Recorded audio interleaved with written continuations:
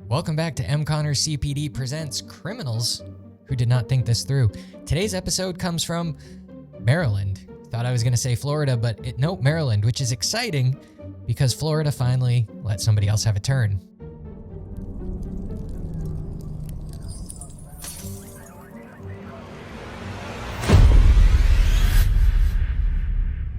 At about 5 in the morning on June 25th, police say 29-year-old Jalen Goodard broke into a closed Verizon store in Ellicott City. According to police, he smashed the front window, cut himself somewhere in the process, left blood on the glass, went inside, allegedly stole several speakers, and took off before officers arrived. Now, surveillance video captured a man wearing a face covering, black top, gray sweatpants, and glasses moving around inside the store. So when officers arrive, what do they have? They have a smashed window, blood, surveillance video, a pretty good description, and no suspect. For the moment, our guy appears to have gotten away. He got away. Now, quick police clarification because I spent too many years correcting this in reports.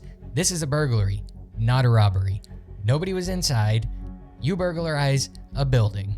You rob a person. There, I feel better. Great. I'm glad that we could clear this up.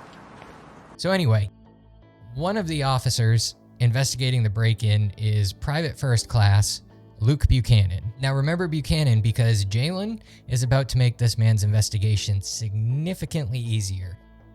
While police are standing there investigating the Verizon burglary, someone steals a black 2007 Chevy Equinox from nearby.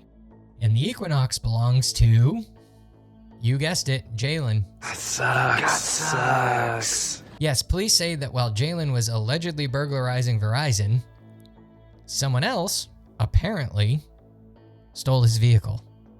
So there are moments in police work where you really have to fight the urge to believe in karma.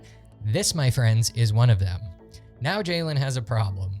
His vehicle is gone, and what do you do when somebody steals your vehicle? Well, you call the police, which, normally, excellent advice. On this particular morning, maybe explore some other options. At approximately 5:44 a.m., Jalen contacts police from a nearby 7-Eleven to report his vehicle stolen. And which officer happens to meet him? If you guessed PFC Buchanan, you'd be correct. The officer who was just investigating the bloody Verizon burglary across the street. You cannot make this stuff up. So at this point, Buchanan technically has two separate investigations. He has a masked guy who broke into Verizon, and he has this guy reporting his stolen Equinox. Then, Buchanan actually looks at him, and things begin coming together rather quickly. Jalen has blood on his glasses. He's also keeping one hand tucked inside his sweatshirt pocket. Buchanan, being the crafty investigator he is, asks to see his hands. All right, let me just see your hands real quick. Jalen shows him one. Buchanan asks to see the other. And it's bloody. Helpful clarification from a cop. When an officer says, "Show me your hands," and you show him a hand, we're going to notice. We do receive some numbers training. Now, obviously, having a cut on your hand doesn't make you a burglar. People cut themselves all the time. But when the officer talking to you just left a burglary scene where somebody smashed a window and left blood behind, and you match the description and the clothing of the guy on surveillance, and you're standing a few hundred feet from that store less than an hour later with blood on your glasses and a freshly injured hand you are actively trying not to show him, your stolen vehicle report has taken a fairly significant turn. So Buchanan asked Jalen if he was inside the Verizon store. Jalen says, I wasn't at no Verizon store, sir. absolutely not. Wasn't him. No way. Not possible.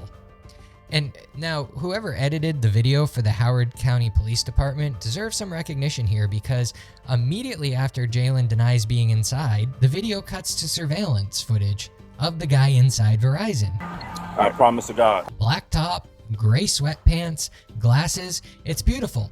Police departments don't get many opportunities for cinematic editing, and when one presents itself, you take it. Officers place Jalen in handcuffs. Police say they also notice additional blood on his clothing. But Jalen continues denying he was the guy inside Verizon. And to be clear, there is no confession in the footage police released. Police say it was the surveillance footage, clothing, injuries, and circumstances that connected him to the burglary. But there's still one unresolved crime here, because Jalen's vehicle is legitimately missing.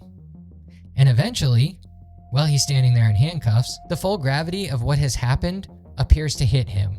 So the gig's up. It's whether you want to be honest about stuff or not. You know what I mean? I do. All right. They're not truck. Oh my God. They stole my truck? Oh my God. And Buchanan responds with what may be one of the finest unofficial investigative summaries ever captured on Bodycam. Yeah, that's some karma right there, dude. Yes. Yes, it is. Jalen Goodard was arrested and charged with second-degree burglary, theft, and destruction of property. Those are charges, not convictions, and he denied committing the burglary in the footage released by police. Meanwhile, at least in reporting available on the story, whoever allegedly stole Jalen's Equinox had not been publicly identified, which means somewhere out there may be a person who stole a vehicle from a man allegedly committing a burglary, and inadvertently caused that man to walk directly up to the police investigating him. So let's do the educational portion, because apparently it's needed. If you break a window during an alleged burglary and leave your blood behind, that is not ideal. If you have a bloody hand afterward, hiding exactly one of your two hands from the officer investigating the bloody window is also not ideal.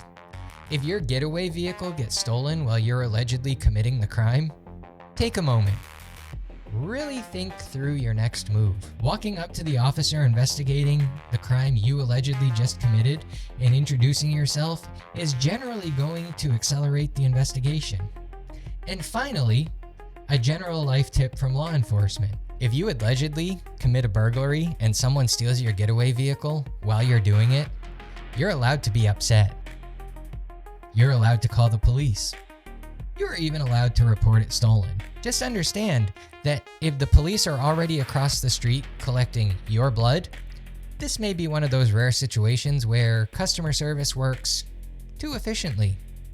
This has been another episode of Criminals Who Did Not Think This Through.